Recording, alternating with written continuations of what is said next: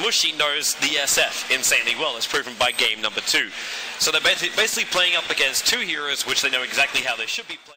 We're playing silly buggers right now. Nightmare, however, Akke going to look for the stun, and he does have a follow-up, and that's going to come from the Lightning. Ohio's already pretty damn low, and they're going to get the first blood. It goes to Akke, and that's the start that Alliance needed for their supports. But they do not see Mushi. I feel like Loda saw a clip of him go fade from Invis. Like, otherwise there was... I don't think they so scared the sentries down. Fiend script stripped away. Leshrac Array's going to cancel this, but how quickly? Actually, no, he doesn't. They already find the kill. Laguna Blade does almost no damage. They've taken out 2. Nightmare onto the 3rd, and Lina, Luda's right behind him. The Split Earth's trying to help him out. KOXY arrives. He triggers the mech, but to little avail. This will be a 3-hero kill for Alliance. Nova will still trigger out, but Man was protected by his Nightmare. Again, this Laguna Blade having minimal effect, but the burn, it can't kill Man. 18 life, he's sitting in the tree line, and it's a 2-for-1 trade-off at the moment. Johnny's still amplified up. They lost the beast. So that's where my concern comes in for Fnatic. Yeah, and he won't have mana to spam out his quills or anything else after that point, too, if he's saving for the mana. They can see KOXY.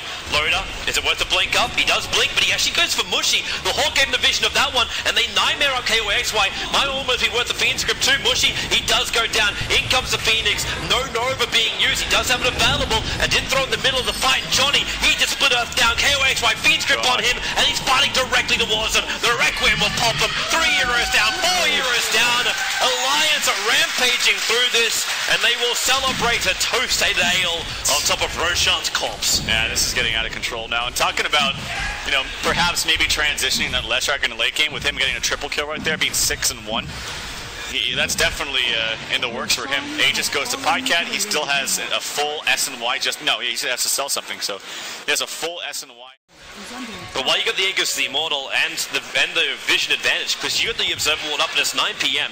So Fnatic don't see anything in Dota 2 time, and KOXY, they're able to get that crush on him with the amplification, getting in front with the Split Earth. They can keep this up, but no Requiem. KOXY will survive. The Shackle's over on Loda, but Mushi also being controlled. Pajkatt will drop down, but Aegis Immortal will bring him back up. Mushi has nothing. Mad just stands his ground. Finally, he'll get stunned up, but already Mushi on the sideline. Fnatic are retreating. Ohio will dive himself away to save it. Loda, huge double crush. They're going to go for more. Pajkatt gets a double kill. KOXY, it's a triple kill for the Shadow Fiend of Alliance.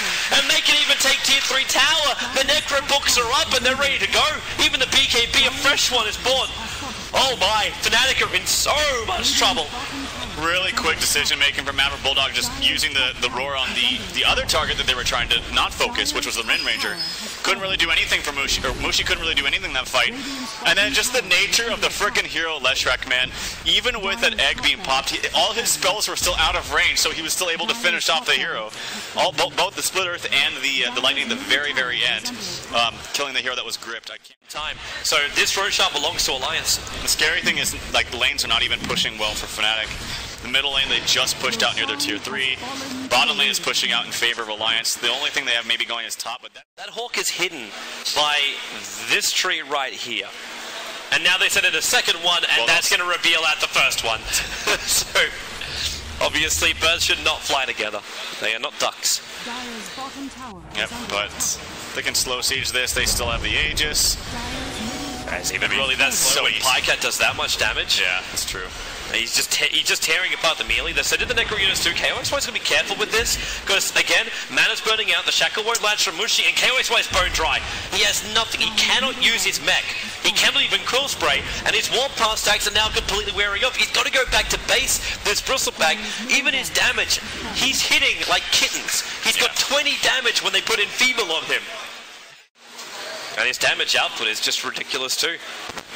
Like, the Survivor ability, you got 22 armor on an SF who's got 2k life, and he's still got the make charge up his sleeve. Shackle, it latches, so they do manage to hold Pajkatt, but then Glimmer Cape protects him a little bit more, and they jump in. Loda, perfect crush. They actually get the Lotus Orb over on Mushi, but it doesn't keep him alive for long. That's going to be 1, 2, 3. The buyback comes out from Lina, make it 4 death. The extra buybacks, it's a nice up from Ohio, grouping up Alliance and Pajkatt. Not a healthy man, backing up. He's already hit by the Sprite, so he should go down here. That was guaranteed anyway, and they protect KOXY. Lotus Orb again, but Loda jumping in deep. They find Phoenix. He backs up so he avoids the Leshrac Array, and man, Pajkatt, a triple kill for him. KOXY is back again, but the Necro units is GG.